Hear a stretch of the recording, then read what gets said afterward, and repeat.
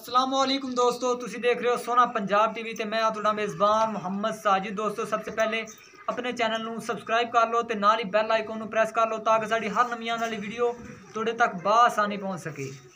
अज असीं तुहाडे वाल दोस्तों एक जर्सी ते ब्लैतन क्रॉस गां की वीडियो लैके हाजिर होए हैं। बिल्कुल दोस्तों सज्जन सूई तो उम्मीद करा कि गां बेहद तुहानूं पसंद आएगी। बाकी मालक नाल हर डिटेल मालक को ला के कैमरा में सर पहले गां दिखाओ। ए दोस्तों थोड़ी देर होगी गां नूं सूई नूं ते बड़ी नस्ल जात वाली माशाल्लाह ए देख लो, सोहना थन चढ़ा ते बड़ा मुठ भरदा बिरला ते सोहना थन लग्या होया ते अगर कोई पिछों भी वीर दिखाया जो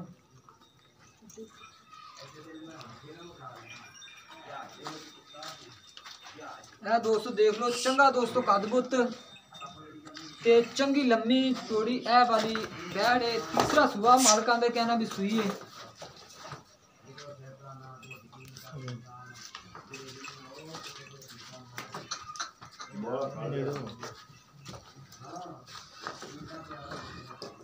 ए दोस्त ने बच्चा दिता है, तकरीबन थोड़ी देर होगी सूई नूं ते बाकी देख लो बैठ माशाल्लाह दोस्तों तुहाडे सामने।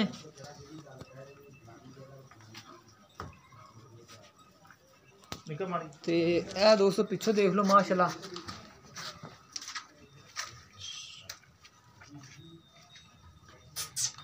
बटन सील करमारी जिवें मर्जी इहनूं चोई जो अगे ला इधर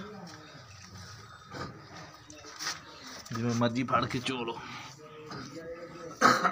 इन मालक वीर खोल के भी दिखाया जो इधरों बस गेड़ा कटवा के ना, नहीं बाहर नाल जाओ, इन्हें इत्थे गेड़ा कटवा के बहा दो बच्चों। नहीं बाहर नाल जाओ यार, इत्थों बस गेड़ा कटवा दो, पैर चेक कर तोड़ बहा दे आते बहा काते खाना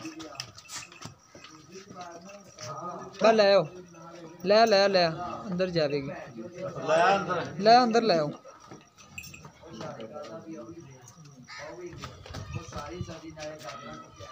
अगा है नहीं कुछ भी आंदी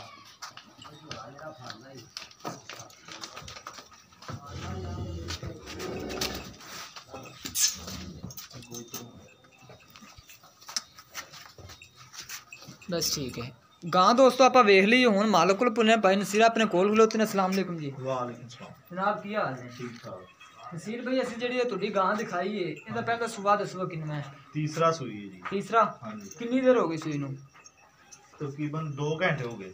2 घंटे? हां जी। सूई नूं बोला चोलिया कि चोना है? 2-3 सिर विचों बोला कड्ढिया होया है। अच्छा भी मसलन अद्धा चोलिया अद्धा बैठा नहीं जांदा ते 2-3 सिर काढ़ लिया विचों, अद्धा चोलिया अद्धा चड्डा होला मगर बच्चों दे बच्चा चड्डा होला करता। ठीक हो गया। ते ए दूजे सूए दुध कितना देंदी रही है? दूजे सूए मालक देंदे रहे 14 तो 15 सिर दुध करदी जी। 14 तो 15 किलो। हुण दा तीसरा सूआ ते हुण अंदाजन कितना कर जाएगी जी अगले? दादा ये जेडी जर्सी क्रॉस बैड होंदी है 20-22 सिर भी दुध करदी है। अच्छा ये अंदाजा है?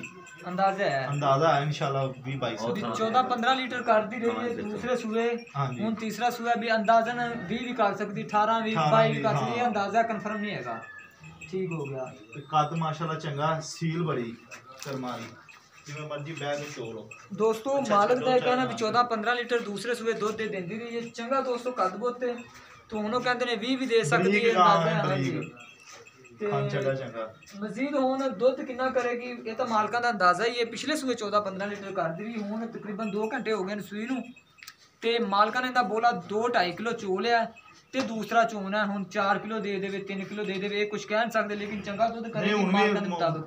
8-7 सिर दुध कड्ढे दी बोला कड्ढे पहला बोला ज्यादा ही कट दियां गावां। ते नसीर भाई हुण सानू दी प्यार मुहब्बत वाली कीमत दस दो। प्यार मुहब्बत वाली कीमत 2,35,000। 2,35,000 रुपया कना नहीं है? नहीं गां भी चंगी गां है माशाल्लाह, उठ जिदी गां है। अच्छा उठ जिदी गां 2,35,000 मांग लिया। हां जी। कहंदे कोई प्यार मुहब्बत है थोड़ा बहुत हो जाएगा, कर लोगे? हां जी कर लिया जो किते बाद च गल ना सुनो।